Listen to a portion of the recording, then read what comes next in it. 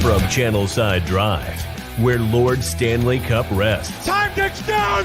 The Lightning win the Stanley Cup. Travel across the bridge to St. Pete to find our American League champs. And the Tampa Bay Rays have just won the American League pennant. And get ready to fire the cannons. Lob pass toward the end zone. Gronkowski, he makes the catch. Touchdown Tampa Bay. What a great grab by Gronk. Because it's time for another episode of Play the Bay. Play the Bay.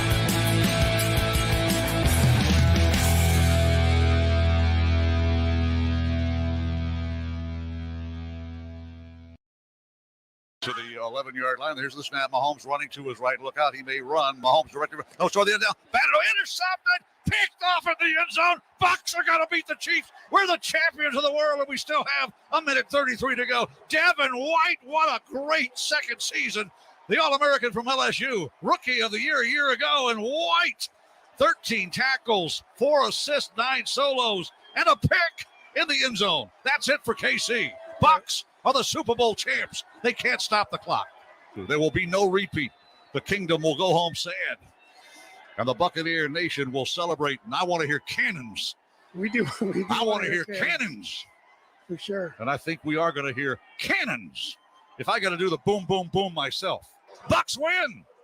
Bucs win. Bucs win the Super Bowl 55. Tom Brady engineers the offense. The Buccaneers score late in the... Welcome back to Play the Bay, presented by Believe Podcast Network and Three Daughters Brewing. We did, in fact, hear a lot of cannons because the Buccaneers are the Super Bowl 55 champions, you guys. Evan, you are still on mute. It's beautiful, Evan. We are the champions, so my friends. And we'll keep on fighting. Evan, don't let Vince Lombardi's speech start. Don't let Vince Lombardi's speech start. There you go. Okay, it's starting right now. Okay. No time for losers. We are the champions. Yeah. There you go. Very good. You better? All right. Yeah. Evan's a little disheveled today, it seems. I've got a The child hangover. crawling all over me. I've got things going wrong. My mic's muted. It's the Super Bowl hangover. Super Bowl hangover. Which I'm still doing right now after 2 days of, 2 days we of doing it? are the champions. No time God. for losers. Because we are You can't. That is perfect pitch right there. Perfect pitch. of the world. Wow. Oh, goodness. I just had to- Incredible. Thank you. Congratulations. Thank you. Yes, very much so. Appreciate Yeah, it. I am happy for you guys. I'm not gonna lie. It's fun to watch the celebration from afar. Are you guys gonna go to it's last minute, I feel like, the parade they announced that is going to happen tomorrow? Are you guys going to go? I mean, I feel like everyone works, so Everyone does work. I don't know if I'll go to the parade or not. It's a boat parade, isn't it? Yeah, it's another boat parade like they did, just kind of like in the same vein as the Lightning. So Yeah. I mean, I don't know. Maybe we should go find Channel 8 again, dude. I should put my wig on and try to make it happen. No, I don't want to find Channel 8 because they only put us on there for like a second. No, they put you on regardless. I mean, that's kind of cool. Wow. it was a blip. Somebody's blip on the upset for only I getting am. 1 second of airtime. It was a blip on the screen, and I was very, very sad. Almost I'm not sad. tear. It's not all about you guys. That's right. I know. Well, if we probably had you there, they would give you the whole segment. So Yeah. All right, I'll keep that in mind next time. I'll keep that in mind. I'll bring like touch-up makeup, a hairbrush. That There way we you go. guys can get on TV longer. it was There we go. a great time at Rafferty's Bar and Grill. It was packed. Slam. I think Carl did it the right way. He had mostly Kansas City Chiefs on the bottom, Bucs fans up top. Bucs fans on Yeah. top. Yep. That's Yeah. cool. That's cool. I like that. Yeah. Well, not cool. I mean, you want that intermingling fighting, not fighting, but like, jawing at each other, kind of like what we were doing the Packers fans when we were down there for the NFC Championship game. So, but hey, if that's what they did, that's what they did. Yeah, I mean, I feel like that's kind of a cool way that if you're a Chiefs fan that lives here, you can at least meet and get to know other Chiefs fans, and you don't have to. I don't know. Like, it is annoying to be a losing team and be in the middle of people who are celebrating. So I think you could all probably clear out, flip those tables, get some more people downstairs who are going to like open another tab at some point. But I don't know. I like that. I don't know. Who knows? But It was fine. I think they had a place to go. Carl, we did our show there and we asked questions. We tried to, involve them in everything that was going on. So gave away some 3 daughters stuff. Hats, koozies. Yeah. Are you guys drinking right now? I'm drinking my 3 daughters. Evan, you gotta hit the unmute button in order to talk. I don't know why he keeps doing it. I'm not even touching my computer. I don't know if he's okay. I don't know why my computer keeps doing that. So my IPA of the day is the Florida Orange IPA India Pale Ale from 3 Daughters Brewing Company. Very good IPA. That one's amazing. A very all of those. Very citrusy, orangey IPA. It'll give you that good kick on a nice spring morning, which spring is coming up, and which means baseball is right around the corner. Okay, not today. not yet. The beach blonde ale, dude. That's my favorite. Me too. Me and Chip are twinning. We're twinning. And since you told me I did the ad read on mute, I have to kind of do that again at the beginning of the show. So this Super Bowl, football may be over, football might be over, but the NBA, college basketball, and the NHL are in full swing. And betting never stops.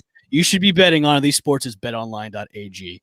BetOnline even covers awards, TV shows, and reality TV show. I don't know why you would bet on a reality TV show, but I guess that's kind of fun. BetOnline has hundreds of props with real-time odds on almost anything you can imagine. Of course, the 24-hour online casino. Head to the website or use your mobile device to sign in today and receive your 50% welcome bonus on your first deposit. That's betonline.ag. BetOnline, your online sports book experts. Yeah. I decided to simulcast myself on Facebook Live when we were coming into the room, and just to see, I see a lot of my Atlanta friends checking in. Justin, Lisa, Dylan, my mom. They never usually get a chance to get to the podcast link, so I figure I'd just do behind the scenes kind of, Smart. But I think we're going to switch maybe to Instagram. I think I'm going to start telling all my Facebook people I might be doing a broadcast on Instagram TV during this one. Or maybe we just put this broadcast on there. Who knows? Yeah, I mean, we can figure it out. I'm sure Evan's like the technical mind behind this whole thing, so I'll let him figure that out. But I blanked out for a second. What were we talking about? Simulcasting this podcast onto multiple social media platforms. I told Kaylee that I was just simulcasting on Facebook Live because my ATL friends have not been on the show link on Believe, so I just figure I'd open it up tonight, just say hi to everybody that's coming on, answer any questions, so on and so forth. I like that. I like that a lot. That's some good marketing there, Chip. I like that a lot. Love that. Trying. Yeah, if you don't follow us on Instagram, do that. Play the Bay TB, because we're going to be sharing cool stuff now that baseball and hockey are topics we now will discuss. And football offseason is going to be very fun, so I'll probably chime in with that stuff. But yeah, so follow us there. Let's hop into pregame before we talk about the game. For anyone who wasn't tuning in or just needs a refresher, a lot went on pregame. Alicia Keys did Lift Every Voice and Sing, which is the Black National Anthem. It Takes All of Us videos. You had Amanda Gorman, her poem. She was the poet from the inauguration. Her did America the Beautiful. And then you had Eric Church, Jasmine Sullivan singing the national anthem. So let's start with your favorite part of pregame ceremonies. I liked her. Yeah. That was amazing. I've never heard of her before, but it was almost like I was watching Prince, like the way her swagger was with her guitar, the way she looked. Like I was moved. There was a tear that just kind of populated on my corner of my eye. Didn't go down my face, but it was just like, wow, this is really, I was impressed. The rest of it could just go away. Like Miley Cyrus doing those god awful rock covers. Super pregame. That was easy. That's what I thought of Miley Cyrus, who I said this on the show on Sunday, sounded like you're strangling a goat with Miley Cyrus. That's what it says. Other than that, it was really, I think the national anthem was definitely the over. It hit the over. Definitely the over, but I think they could have done without the duet. Like either one of them could have pulled it off by themselves. Yeah. Great. But like the duet was kind of like they were throaty, kind of holding notes for. Oh, that's why you love the over on the national anthem, dude. You got to always take the over on that. Yeah. Chip, what was your favorite part of pregame? My favorite part of pregame was driving 30 minutes to get somewhere else before kickoff. So I I saw the coin toss, and that was about it. So see, I did the same thing, Chip, but I had Yeah. I had the game on my YouTube TV in my car. I did not have that. So I did miss the pregame. So driving very fast and getting to another destination was my pregame. Honestly, man, you didn't miss much. It's pregame. It's pregame. I will agree with Evan. I think I'm a big fan of her. If you don't know of her music and everything, I would definitely check her out. She's extremely talented, but I think that provided such a unique take on that song. So it was very, very, very moving. I did like all of the representation. I thought that it was a really cool way to kind of bring in culturally relevant people into the NFL, which doesn't often happen. I'll keep my opinions on performativeness to myself, but I do. She said performativeness. But I do think that it is fair to say that I love Amanda Gorman. I love her, so it was pretty cool to watch. Amanda Gorman, check her out.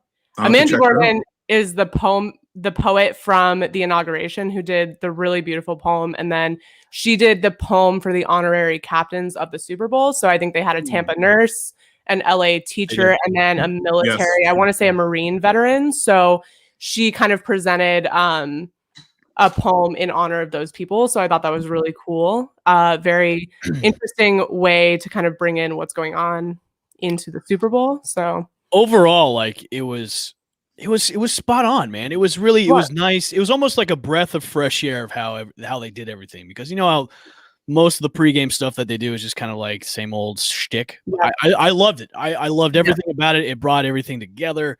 It was fantastic, and what a good way to start off the show. It was great. For sure. I also like that it started earlier. I liked getting an earlier start. It meant I got to go to bed earlier, and I love my sleep. But let's jump into the game. I want to know right off the bat, winners and losers of the Super Bowl. Obviously, don't say Bucs and Chiefs, but who's your winner of the Super Bowl and your loser of the Super Bowl? Player-wise, winner of the Super Bowl, I think one of the guys is, going to be Levante David. The Buccaneers have to re-sign him. He's a critical piece, and he's one of the guys that's going to be up for free agency. He's a winner. Like, he's going to have to – I don't know how they're going to do it, because we all know there's a lot of pieces that have to come together at the end of this offseason. So I think Levante David proved that he can work with Devin White, and really they're an unbelievable tandem. Defense showed up massive for Tampa in this game. So, yeah, I think Levante David earned himself a nice big paycheck. Winner for me would be Tom Brady, because – yeah, but we already knew. Yeah, but that, well, that's fair. That's fair. That's fair. It's the cherry on the top. It solidifies him as the GOAT. He was already the GOAT, dude. I know all that stuff about him being, washed up. He couldn't be in a, on a different team and learn a different offense. He just went like that to everybody. Like, and then winners too, man. Like BA, the coaching staff, Todd Bowles, and the defense. Like, it's winner, chicken dinner all the way around. And also, you know what? Winners for the female refs. I think all the way around, it was a winner, chicken dinner for everybody involved, except for the Chiefs. Yeah. Who's your loser? Patrick Mahomes. Yeah. Patrick Mahomes is going to be the face of the NFL for the next 10 years. Yeah. One Super Bowl loss. He's not. He's fine. The losers are the Chiefs' offensive line. Yeah. They are definitely. They know now they had a lot of injuries, they had a lot of guys that have to come back next year. They'll refill all their gaps, and I think they'll be fine. But they just had 3 position players playing out of position. And we all knew the Bucs line was going to be – we harped on it all week and talked about how that was going to be the difference, and it was. Patrick Mahomes was running for his life the entire game pretty much. Yeah. And he did everything he could. We saw him try and make plays. Insane. And there was a couple of chances that they could have scored, but guys couldn't catch the ball. It was bouncing off people's helmets. So, you can't put any kind of blame on him at all. He tried his best. He was just working with a bad offensive line that was just getting decimated. 29 times he was rushed at. Pressured 29 times. I mean, that's compared to week 12. I think they pressured him maybe 14 times. Yeah. It's over double the times they did that. So he had to deal with what he had to work with. Obviously, Tyreek Hill was contained. Yeah. Did he even break 50 yards receiving? I'm not sure what his final stat. He might have. But I mean, also, we talked about it. The Bucs, that was a different team. So we didn't have Dean the last time we played him on week 12. We didn't have Vita Vea. Yep. We didn't have, I was just as shocked though, really, the clamps. I mean, really. Bull's defense, and like we always said, he's a blitzer. Kaylee alluded to it last show. Leads the NFL, obviously, in blitzing attempts. And all he did, I think, was he held everything back. I think they only blitzed 5 times, 6 times in this game, and ran that 2 deep zone, 2 safeties and kind of umbrellaed coverage, which we thought they were going to do. And they got great penetration with 4 guys. So, I mean, it was exactly what we thought. Yeah, I agree. I think winners, I think you put Jason Light in that conversation. Interesting fact. I mean, no one that scored for the Bucs was there a year ago, right? So, and I am interested to know one thing from you guys, obviously, because, obviously Patrick Mahomes, my loser is Patrick Mahomes as well. I think you look at him, he made some of the best throws I've ever seen in my life from a football player, but just wasn't enough because of mismatched lines, essentially. But I'm interested to know, and not to take anything away from the Buccaneers. Obviously, they were the best team in the league when they needed to be, right? When it mattered, they were the best team in the league, specifically in postseason. And we'll talk more about the defense, which is a huge factor in that. But having basically a completely rebuilt team, no one that scored for you was on this team 12 months ago, which is just brilliant management, brilliant personnel work. But does that at all, because I feel like the narrative has been a lot of Brady and Gronk won another Super Bowl. It hasn't been, from my perspective, the Buccaneers won another Super Bowl or Bruce Arians won his Super Bowl or whatever. I feel like the narrative has been so much Brady, Gronk, Fournette, Antonio Brown focused, less Buccaneers. Are you guys feeling that as well, in the sense that it takes away a little bit of the shine of the city and kind of puts it on Brady? I'm glad that you brought that up, because I was thinking about that the other day too, because most of the coverage that they have has been 95% Brady. Yeah. And they only really mention the rest of the team for maybe a couple minutes after, like the Brady Gronk kind of deal. Does it take away? I would say a tiny bit, but we all kind of, I think everybody kind of knew this was going to happen. Like that's the focus of this whole thing is Brady coming to Tampa, Gronk coming to Tampa. So you have to kind of expect that the media is going to like kind of gravitate towards that, instead of saying as a whole the Tampa Bay Buccaneers won the Super Bowl. It's Tom Brady and the Tampa Bay Buccaneers, because it's Tom Brady. I mean, he's a solidified brand. You know what I mean? Yeah. So, but Tom Brady didn't just win the game. The Buccaneers won the game. The defense won that game for him.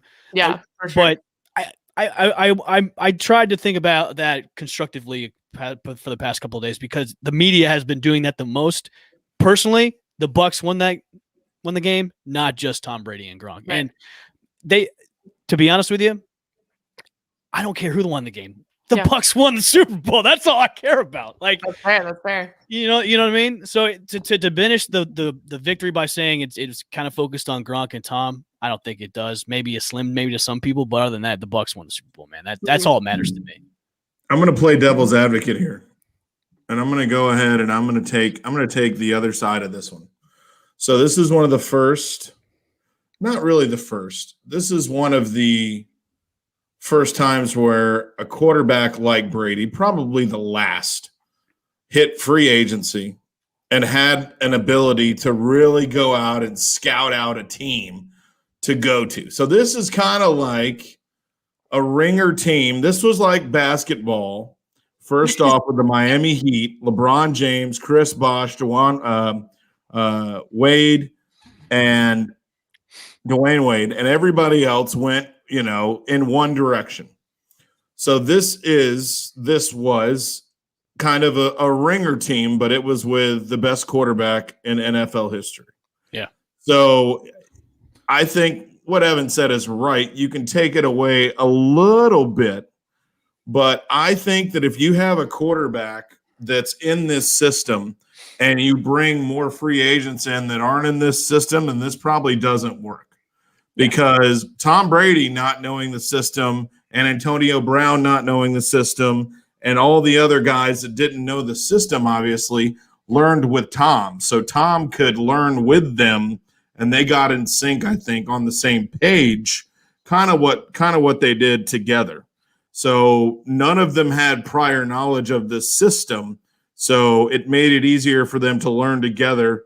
Therefore, Tom Brady could rely on those guys because they had the same level of experience or exposure with the team. Yeah, for sure. And let's talk about this defense, because I think, while none of the points scored on offense were by people here a year ago, the defense is really made up of guys who have been here and were draft picks and have been Buccaneers, right? Like Levante David has spent 10 years in Tampa Bay. So this for him is huge. But obviously, you saw what the Buccaneers were earlier in the season when their defense wasn't clicking.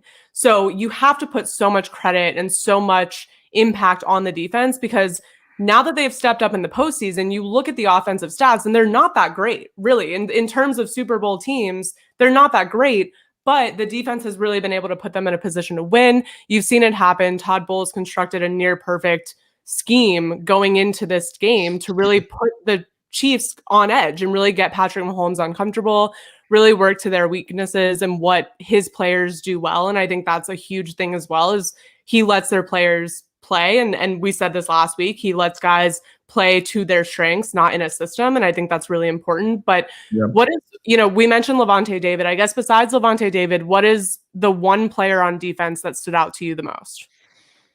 How much time you got, Kaylee? I think there's a lot of guys. Tough. You have to pick one. I mean, can I pick three?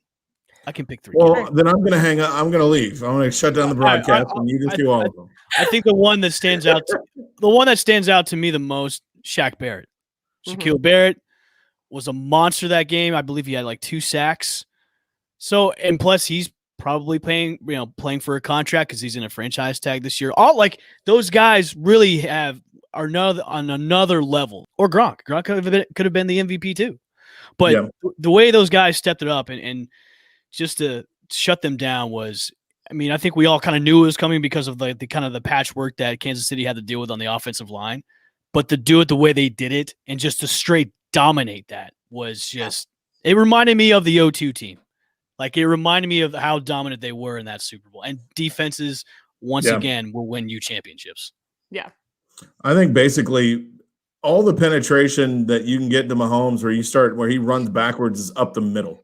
So a lot of it, Vita Vea, and you had Ndamukong Suh, who's a free agent again as well. He had a sack towards the end of the game that kind of helped secure everything. But those were 2 guys that really up the middle. That's the fastest way you induce pressure on a quarterback. And Ndamukong Suh really did wreak havoc in the front. And it's a guy that he's obviously going to have to take less. I don't know what he made last year. I think 8. I think it was 8 or 9, like around maybe that. 8 or 9. There's no way Tampa can afford to pay him that this year coming up. But he's a guy that can take less, and if he wants to make one more run at it, they have a lot of pieces in place, and he just wants to get his 2nd Super Bowl ring. I think he'd be a guy to definitely focus in on as well. Chip, that's a great segue. You mentioned money. You mentioned money. Like I've already seen guys have come out and said, I want to, like Mike Evans said, I want to restructure my contract so we can keep these guys here. Tom Brady has already said, I want to restructure my contract to keep these guys here. And a lot of these guys want to, run it again. They want to run it again as much as they can to bring a lot of these guys back. And that says to me, like, they're not done, man. This team isn't. I think we have yet to see the best of what this team can do. And now, obviously, there's going to be some young guys that'll probably maybe want to take some money and go.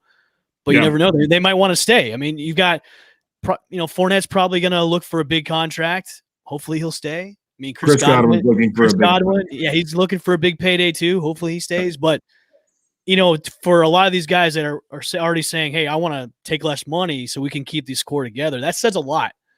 Yeah. That says a lot for not only them, but also the leadership of the team that's there in place saying, hey, For sure. We're gonna make another run at this, man. Let's effing do this. For sure. And we knew Mike Evans was that kind of guy. I'm pretty sure he's said that in the past, especially in this offseason, bringing in those guys. And I think it'll be interesting to see what happens because, again, just reiterating the fact that no one that's been here scored at all in this game. And I think that is going to play a lot into Chris Godwin, because at the end of the day, you have to look out for yourself in everything, right? So I think as much as you want to come back and run it back, as rare as it is to run it back and win 2 Super Bowls in a row, it's not to say that it can't happen. It's obviously happened plenty of times in history, but it might be more of an incentive for those guys to really kind of go get their money, which to each their own for sure. But let's talk about their free agents because we've mentioned a few: Shaq Barrett, Ryan Succop, their kicker, Chris Godwin, Leonard Fournette, Antonio Brown, Robert Gronkowski, and Ndamukong Suh, Levante David. I mean, the list is very long, but those are definitely the key guys that are up for free agency. So if you had to pick one single guy, Evan, one guy on that list that you must bring back, it's an absolute must bring back if you want any opportunity to go back and be in the same position next year, who's the guy that you bring back? I need a coin. Hold on. As much as I want to say him, I want to say Levante David is the one guy I'll bring back. Yeah, I mean, obviously we want to bring back Chris Godwin, but he's gonna want number one money. He's gonna want that type of money. But you can replace a wide receiver with somebody up. I think trying to replace a guy like Levante David, who's probably one of the best linebackers in the league right now, that's hard to do, especially with that front seven. So I'm going to pick Levante David. That's one guy you got to bring back is him. Yeah, I mean, and you have to stay. I think you have to stay defensively. Yeah, it's either Barrett or it's him. I mean, and I don't care which one. They're saying the money for Barrett market value on SpotTrack.com is going to be $19.7 million. And Levante David, obviously a little bit older, is going to be $12.7. So I mean, you're looking at over $30 million just to sign those two, and they're saying the salary cap is going to be 181 or 182, and the Bucs are at 158. So you're going to be around 21 million. They've got about 38.6 million in cap space to play with. How? They haven't assigned the league number yet. Yeah. They haven't given the cap number yet. They're probably estimating. Yeah, there's a lot of estimates, but also this broadcast revenue from the Super Bowl was not great. Another thing to take into account, these broadcast deals will get restructured in the next year or so. Another thing, but yeah, I agree. I think Levante David, and I think not only for what he does on the field, but for what he does off the field, right? And I think it's easy for guys that have been there. And I'm not saying anything based on fact or knowing any inside information, but I'm just saying from a perspective of someone who really would just think through this.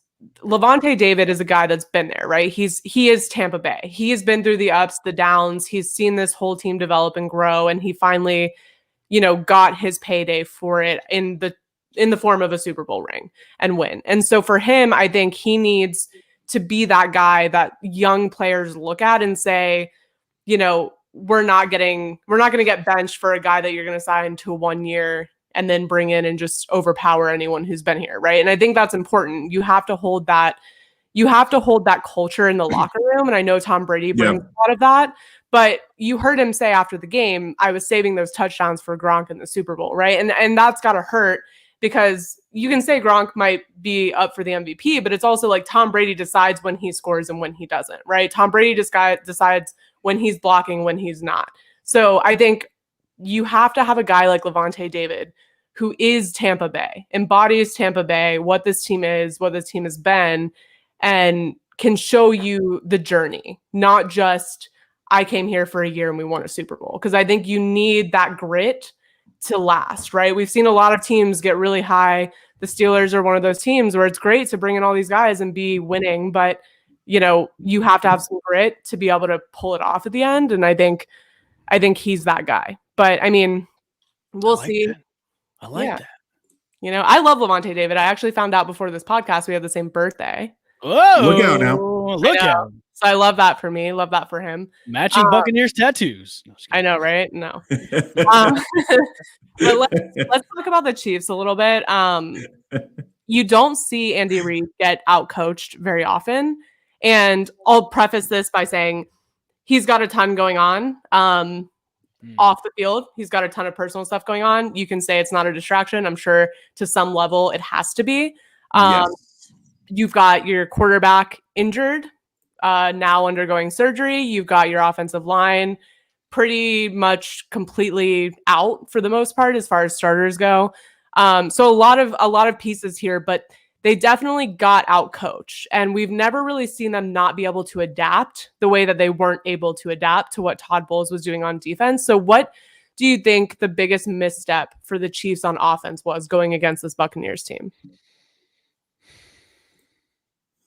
Man, there's several. Yeah, there's several on that. I agree with you, Chip. This was probably the weakest Kansas City team we'll see. Yeah, easily.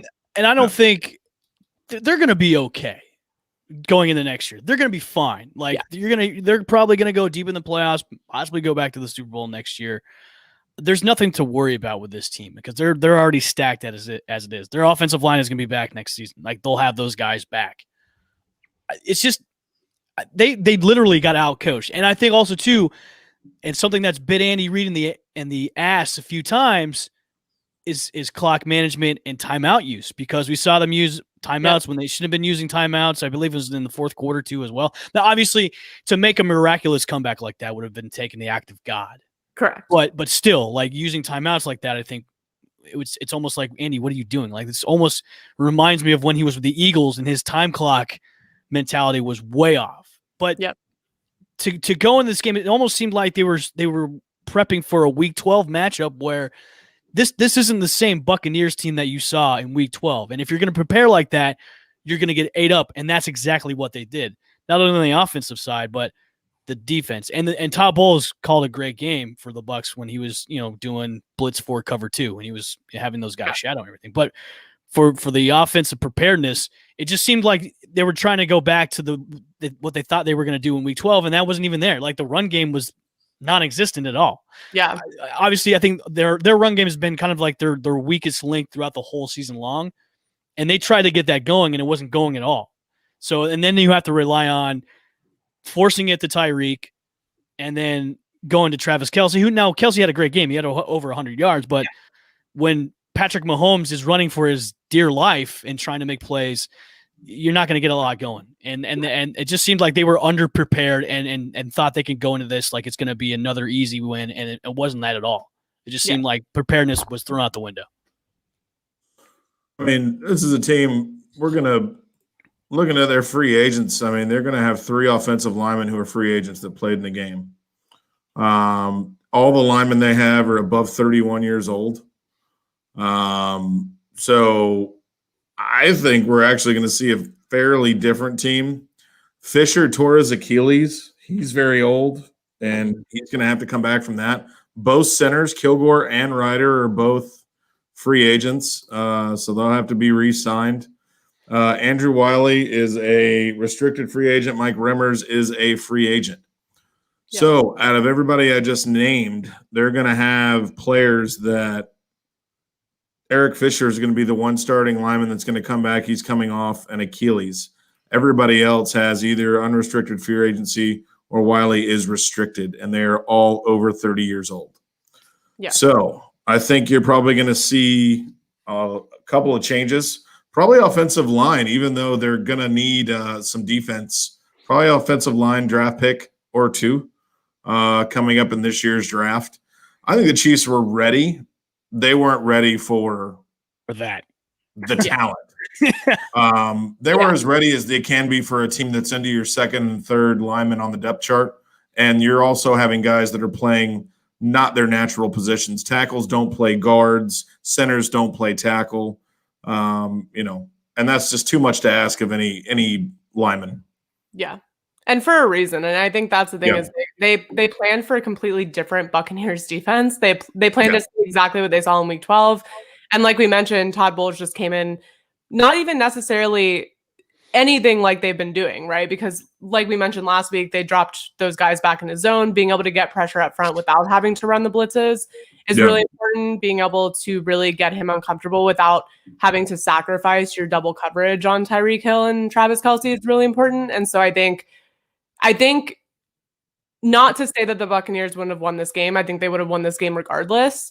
But I do think this is, like we said, the weakest Chiefs team we're going to see for a while, because I think they probably pump some more focus, money, investment into their offensive line. And when you think about their talent, they've got it, right? And it's nothing to be upset about, because when you look at Patrick Mahomes' career as a starter, it's phenomenal. It's probably one of the best in history.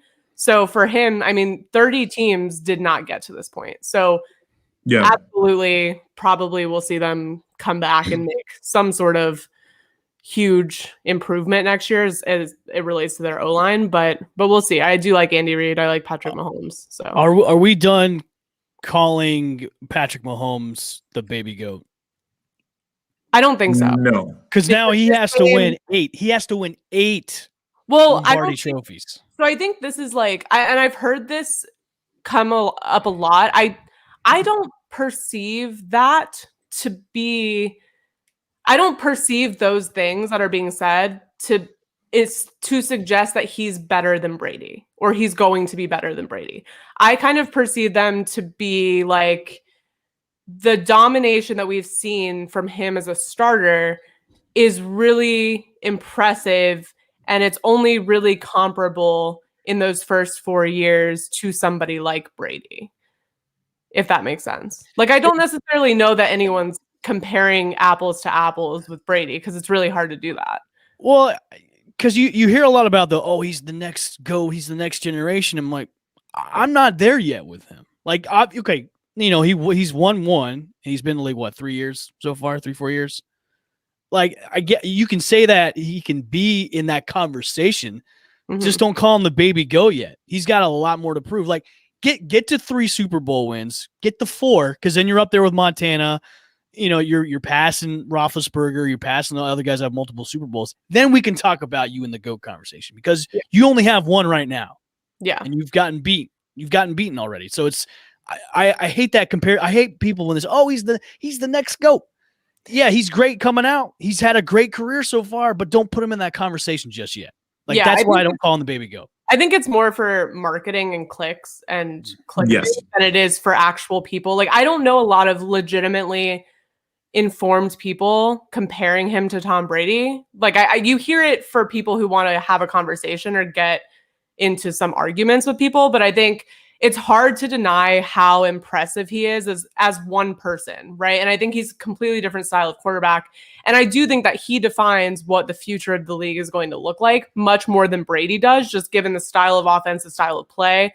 So I think we're going to see much more from him.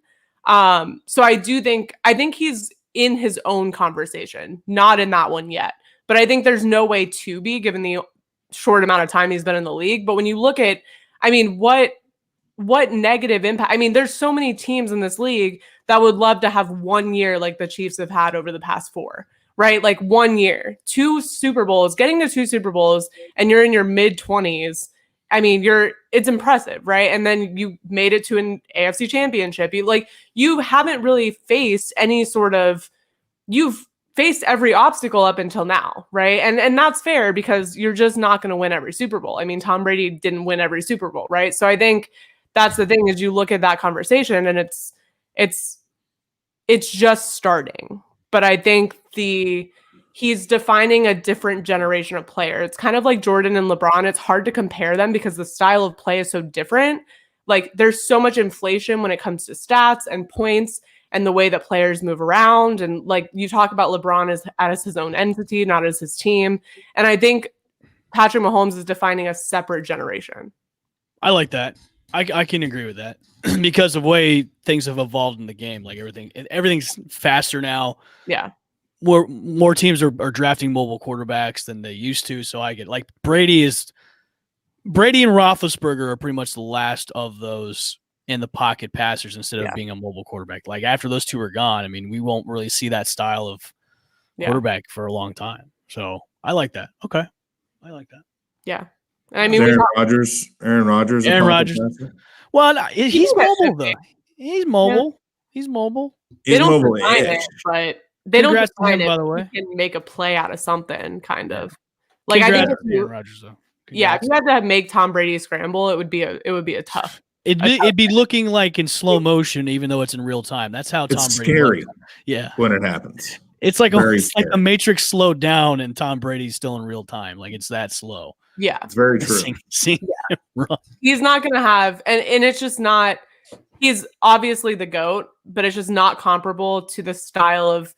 To the like overall athlete you have to be now to be an NFL quarterback coming up. And it's you have to make an impact at every level. You have to be in the top 3 rushing yards of your team. You have to be able to be the pocket passer. You have to be able to make decisions and run. Like you just have to do so much, which is why I think I have so much respect for Patrick Mahomes, because it is hard to be that level of athlete all around.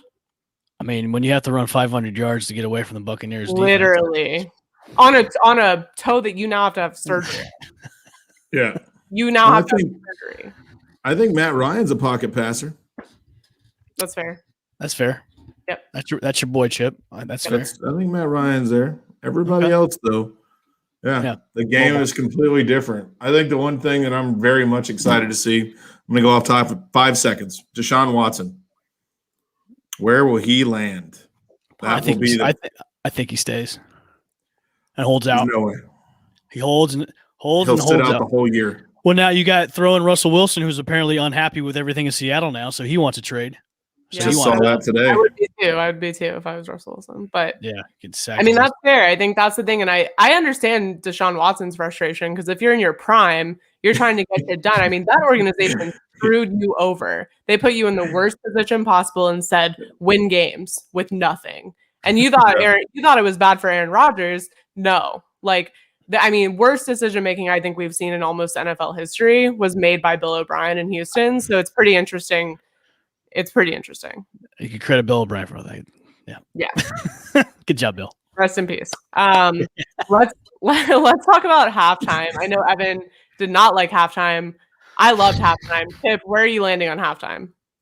I was driving to another place. The weekend was good. No, the weekend was good. I sing his song. Oh boy, good friend of Annie. Good friend of the show, Annie Agar, trying to be like the weekend over here. I mean that's close. Yep. Yeah, I like that. Mm-hmm. Yeah, I'm just never going to be a halftime pregame football person. I don't think ever. Yeah, just not there. Yeah, I just I don't know, man. It was just. It's the weekend. I've never been a fan of. Yeah, I've never been. Listen, after hearing his songs, I'm kind of actually hearing his songs over and over and over in my internet. I constantly sing them. Over and over and over. Yeah. Yeah, they're catchy tunes, but yes, $7 million for what we saw. $7 million. I mean, to be fair, I think of regardless how you felt about the actual performance, because I do think that generationally you're going to feel differently about it. Like the overwhelming tone on what I saw, just because I'm 26 and I love The Weeknd, was very positive. But I think that probably depends on your social network and where they land on that. But I feel like regardless if you liked it or not, or felt like it was worth the $7 million, I think I do respect somebody who says, I'm not getting paid to do this, right? Like he's not getting paid to perform at the Super Bowl, but he wants things to be the way he wants them. And whether we find it worth it or not, I respect somebody who at least puts enough effort into their art and their craft and their vision to spend money to make it how they want. Did you get dizzy at this point? This is actually perfect meme content. So as someone who works in social, I'm pretty happy with this. I was actually pretty happy with this because I was like, the gifts that I get to do with this, it's going to be fun. The part I kind of liked was a little bit of this, and then I got kind of disoriented, and then the part where they were on the field with all the guys with the lights in their hands, and they're all like raving and all kinds of weird stuff. Then that was kind of This is why I don't deep sea fish right here. This is like this is what in the world just happened? Oh God. Yeah. They have jock straps on their face. What is that? Jock straps on the face. Yeah. I know he was doing that. Interesting. Yeah. If you read about it. It's pretty interesting. I just also think and I'll make this argument every day for the next year if I have to. Oh God. I think the NFL needed him more than he needed them. I think a lot of the Super Bowl halftimes we see are almost a resurgence of someone's career, right? Like you see these people who've been around, they're classics. Maybe they're not selling out, arenas anymore. They're not really in the spotlight, but they're coming back because they're classics. You're appealing to that older crowd. But the NFL needed to appeal to a younger crowd. They had to change their entire demographic, their entire tone, which explains a lot of the pregame stuff, but also explains this. So they needed him more than he needed them. And he still said, I want it to be my way. I'm putting $7 million into it. So also, I think he's one of the most talented people coming up in this generation. Obviously Super Bowl performance is very much like produced and just overly produced. But if you actually listen to his music, he's one of the most talented. So definitely a hit on the choice selection. I think that the NFL already knows they got the the overweight older guys, 30s to 50, 60, whatever. You got those guys too. So you had to go after a different marketing plan, and you have to go after the younger age, the next generation. And I think you can give kudos, I think, to the NFL for realizing their shortcomings and trying to shift that direction and taking a younger act, somebody that was more hip. Man, I really feel old giving this speech right now. Shit. But anyways, excuse me, didn't mean to curse too much. But they went after a different marketing group, which you have to do. You have to go with the generation that's moving up, booming, and going to bring you the dollars. They know they've got one demographic, so go after another one. So it was a smart play. That's why I'm the guy who didn't watch it, and I didn't, because I'm the old guy. I wonder what the Super Bowl halftime show is going to be down in Miami. It's down in Miami next year for the Super Bowl. No, LA. Oh, it's LA. Oh. Yeah, Miami was last year. LA was actually supposed to be this year. Sure. Which means, Gotcha. You're right. Yeah. So LA was supposed to be this year. Obviously, last minute change because SoFi Stadium was not done being constructed. So they switched it to Tampa, which is pretty interesting in the storyline because otherwise they wouldn't have had a home Super Bowl game. So pretty interesting. But yeah, I think kudos to the NFL because I think they're doing exactly what you're seeing baseball refuse to do. And it's paying off. I mean, we saw it pay off with Nickelodeon, which I loved and hope to see in the future. We've seen it pay off at every step of the way this year. And I think Roger Goodell, he's no longer getting booed at the Super Bowl. Like, there's just so many things happening and evolving with the NFL. They've done a really great job. So kudos to them. MLB should really take note. But not with Rob Manfred as the commissioner. No, he's the worst. That'll never happen. More on him next week. No more on him. Yeah, we'll dive fully into that because he's him and Stu Sternberger stooges. They should all just be on a stooge boat. That's the baseball combo I can get in on. Like, don't ask. Like, I don't care about the trades. I don't care, but I do care about the business of baseball because it's depressing. The stooges that they have. It's terrible. Stooges. Well, I think the MLB can't afford to take the risk the NFL does because they don't have the loot. They don't have the cash. You know, most leagues, and I mean, we'll talk about obviously moving forward in COVID and what happens now with the other sports. You're going to see either a trickle down, I think, as far as if restrictions get tighter. You're already having games that are getting shuffled in college basketball. You've already had hockey games that are getting canceled. Major League Baseball can't get on the same page as far as when their season's going to start. So the NFL is kind of the breadwinner. They can kind of move and shift their weight and just kind of keep things going. So some of these other franchises aren't some of these other sports aren't as strong as the NFL. So the NFL kind of reminds me of Ron DeSantis. Like, we're open for business. We're not going to be closing anytime soon. We're going to party. Like, we'll welcome everybody into the NFL. That's what we're going to do. So that's what the NFL is like. Shut down. And here's what I'll say here's my rant about performativeness in the NFL. And I'll leave social justice out of it, but I'll just say healthcare wise, I think it's very interesting to honor healthcare heroes, but then cram the season down people's throats regardless and let fans come to stadiums and allow what went down to go down. I mean, the need for fans at the Super Bowl was not at all, right? Because that amount of fans really just is not making the difference. I just think it's interesting to honor healthcare heroes and then be like, but we're going to host a Super Bowl in Florida and everyone's going to get COVID afterwards because obviously everyone out there is going to get COVID. We saw what happened. The players are probably getting COVID. None of them had masks pregame or postgame, and then everyone was on the field. So it's just a whole thing where it's like, great. I mean, this season's happening. It's going down, and nothing's going to stop it. And I mean, that was the plan. That's what they did. Congratulations to the NFL. Well, I think we have yet to see. City? We'll see if COVID really does ramp up. I mean, we're going to know. I'll tell you, I was at Ybor on Saturday. It was not good. I mean, if you're not getting COVID, you're getting something. I'll tell you that. Oh boy. Well, that's Ybor for you. Forget COVID. Everyone's in your face. And I heard it was 10 times worse on Sunday. And if it's not COVID, it's something else. It's disgusting. I saw a video and pictures of the celebrations down in Ybor. I'm like, I don't want anyone that close to me, regardless of COVID or not. Like, I don't want to be in that kind of crowd. Get your disgusting, unhygienic faces away from me. I don't want it. I don't want it. So I don't know. Nothing against people in Tampa, because obviously I live in Tampa, but some of y'all are.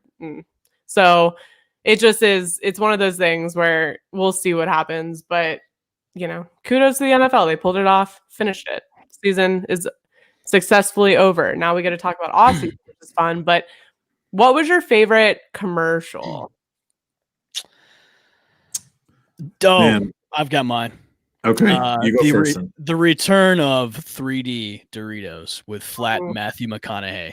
That was all right. That was great. That was a good one, dude. I like the Bud Light Army.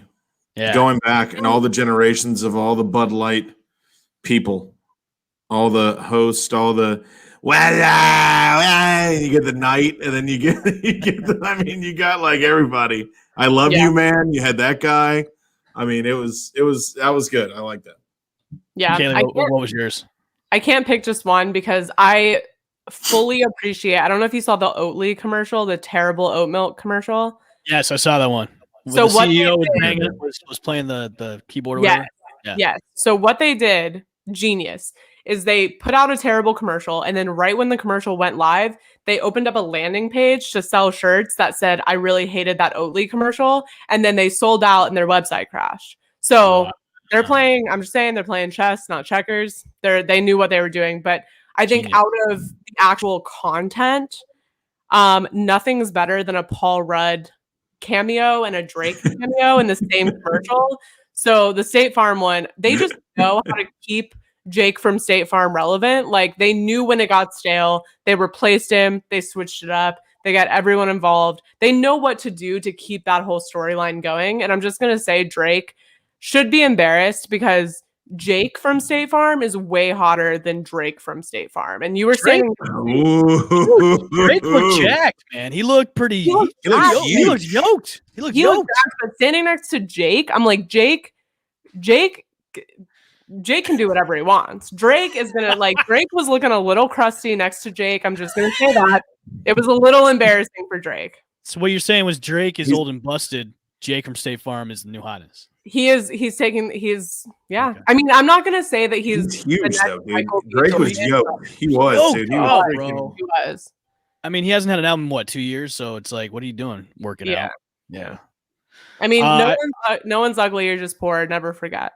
That's true. That's a good point. I want a Jason Alexander hoodie, by the way, that Tide commercial where George Costanza, his face kept moving around. I think Tide is doing a contest where if you enter in, you get to have one of those Jason Alexander hoodies, which I want. It would be awesome. Yeah. So I like that one too. That was pretty funny.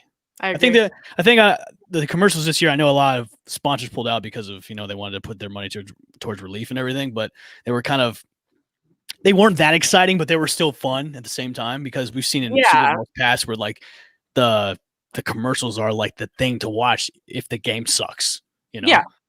And the game did suck. So I'll say that.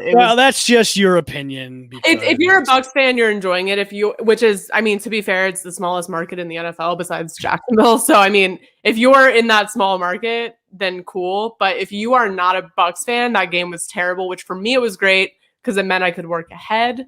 Like I said, I like getting to bed earlier, so it made my life easier. I will say I do like I think it felt expedited. Like I felt like there wasn't as much fluff around the Super Bowl. Like there was just more, it was more evenly matched between game and fluff. And I like that. I thought there was going to be trouble ahead because I was watching the game and my daughter decides to be Levante David and plow right into me, spilling my beer all over my new pewter Tom Brady jersey and my pants.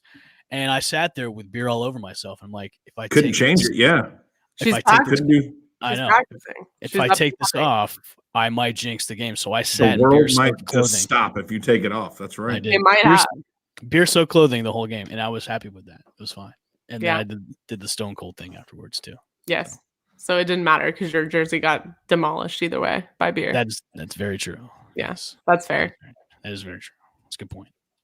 Very I'll say the other thing I liked about it was the streaker, because I don't know if you heard the storyline, but there's nothing to corroborate this, but there's a pretty interesting story going around that someone met the streaker and he said that he basically put 30,000 or something 50. like that, 50,000 on the prop bet of will there be a streaker at the Super Bowl, which was pretty good odds because everyone was saying no, just based on security around COVID and different things. But they forgot it's Florida, so pretty lax here. So he put 50 on it, had his friend act as a distraction, and then got on the field and ended up winning $456,000. I don't know if it's true, but it's a fun story. I was going to ask, do we have that checked? Fact check? I think it's bullshit. Only because why would you declare something like that over everything? Because now you're gonna have that's an illegal bet. You can't bet like that. Apparently the guy went to a bookie that he found on the street somewhere and made this ridiculous bet, and then he's splashing it all over social media. I think it's just a way to. He's not. Some guy met him at a bar, so that basically this guy met him at a bar and then texted his friend and was like, "I met the streaker and he told me this." So he probably just got, if it happened, if that's true, he probably just got drunk and was like, I'm going to tell people because I'm super amped that this just happened. The guy that was hired, he works for, it's Vlad TV or Vlad, I can't even say his last name. He's a YouTuber that does stupid, ridiculous videos where he goes and just basically antagonizes people until they try to beat him up. And it's the worst thing ever. And like his website, it's a bro/porn website, and that's what the advertisement was for. And when I saw that, I'm like, this is either something for it's almost Chip. It's almost like the chicks from the World Series flashers. It's almost like in that vein for those two chicks. Yeah, it's like that. Like those two girls that flashed in the World Series, and they had their own stupid website for. It was almost like a Playboy-esque kind of deal. Yeah. Yes. Yeah, it was like that. Interesting. But more like Playgirl. Yeah. Not Playboy. No, Playboy. Playgirls for women. For women. That's what I was saying. The streaker was more for. No, the streaker's for. He wasn't very visually. I was gonna. Wasn't very Playgirl worthy. No, I mean he might be maybe if you have like a dad bod in a bikini preference, but I don't know many people that have that preference. So you, like, more power to you. I'm not here to fetish shame, but I think like overwhelmingly, objectively, he's not that. He's not winning. He's somebody Kaylee would not take on a date. Correct. True. Correct. There. True. Like at all. Like you would have to almost pay at all. Like you'd not have even to thinking about it. $50,000 to go on a date with you instead of betting on your Super Bowl prop bet $50,000. Wow. So that's where I stand with him. He's not my cup of tea, but he's somebody's. I'm sure. Everyone's there's a shoe for every foot, as they say. So wow, he's somebody's shoe. I thought maybe somebody's foot or somebody's foot. Yeah. So either way, I'm not here to judge. But any final thoughts before we close it up? That's a great way to end the show. only this. Oh, there it is. So Bucs are Super Bowl champions. Let's go. I reposted this and it got a lot of views on my Facebook page. You look completely sober. Yeah. Do you know how much beer I got up my nose? Yes. I was going to say, you did the best you could, though. You got most of it. It hurts so bad. It hurt so bad after all that beer went up my nose, and I had trouble breathing. I do love that journey for you. I'm not gonna lie. I saw it and Thank you. I was very happy. I immediately reposted it. Immediately.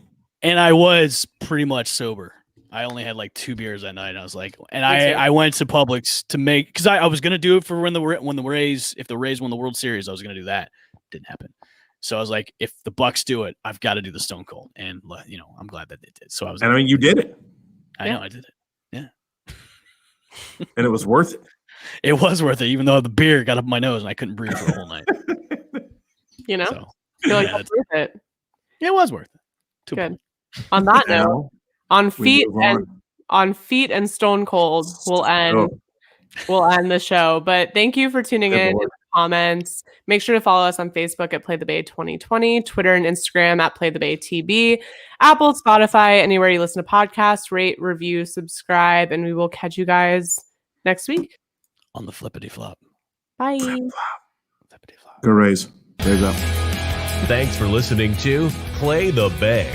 We'll be back again with another episode on the Believe Podcasting Network.